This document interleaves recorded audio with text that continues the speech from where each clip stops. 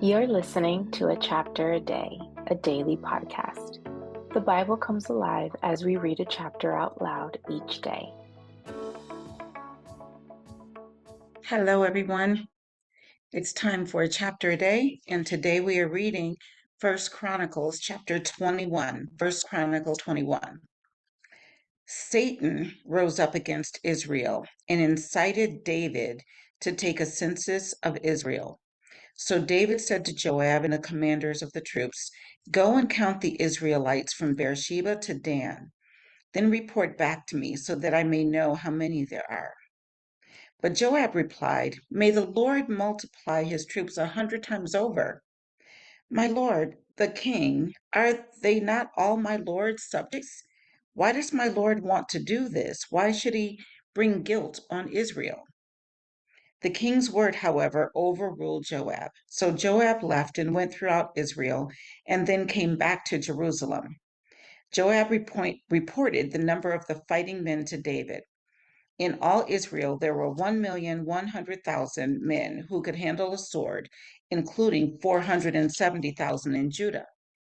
But Joab did not include Levi and Benjamin in the numbering because the king's command was repulsive to him. This command was also evil in the sight of God, so he punished Israel.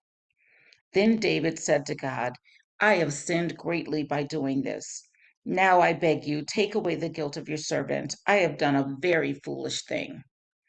The Lord said to Gad, David's seer, "Go and tell David, this is what the Lord says. I am giving you three options. Choose one of them for me to carry out against you." So Gad went to David and said to him, "This is what the Lord says. Take your choice. 3 years of famine, 3 months of being swept away before your enemies, with their swords overtaking you, or 3 days of the sword of the Lord, days of plague in the land, with the angel of the Lord ravaging every part of Israel.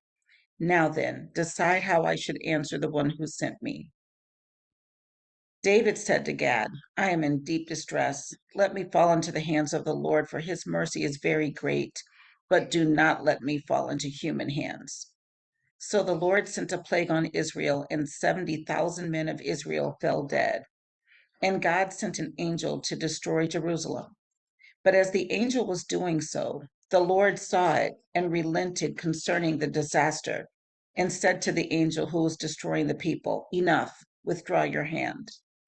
The angel of the Lord was then standing at the threshing floor of Araunah the Jebusite.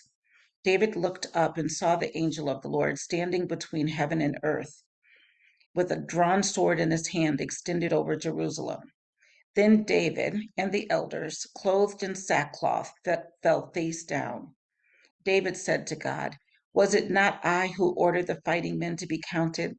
I, the shepherd, have sinned and done wrong. These are but sheep. What have they done? Lord my God, let your hand fall on me and my family, but do not let this plague remain on your people." Then the angel of the Lord ordered Gad to tell David to go up and build an altar to the Lord on the threshing floor of Araunah the Jebusite. So David went up in obedience to the word that Gad had spoken in the name of the Lord. While Araunah was threshing wheat, he turned and saw the angel. His 4 sons who were with him hid themselves. Then David approached, and when Araunah looked and saw him, he left the threshing floor and bowed down before David with his face to the ground. David said to him, "Let me have the site of your threshing floor so I can build an altar to the Lord, that the plague on the people may be stopped. Sell it to me at the full price." Araunah said to David, "Take it. Let my lord the king do whatever pleases him. Look, I will give the oxen for the burnt offerings, the threshing sledges for the wood, and the wheat for the grain offering. I will give all this." But King David replied to Araunah, "No, I insist on paying the full price. I will not take for the Lord what is yours, or sacrifice a burnt offering that cost me nothing." So David paid Araunah 600 shekels of gold for the site, that is about 15 pounds. And David built an altar to the Lord there and sacrificed burnt offerings and fellowship offerings. He called on the Lord, and the Lord answered him with fire from heaven on the altar of burnt offering. Then the Lord spoke to the angel, and he put his sword back into its sheath. At that time, when David saw that the Lord had answered him on the threshing floor of Araunah the Jebusite, he offered sacrifices there.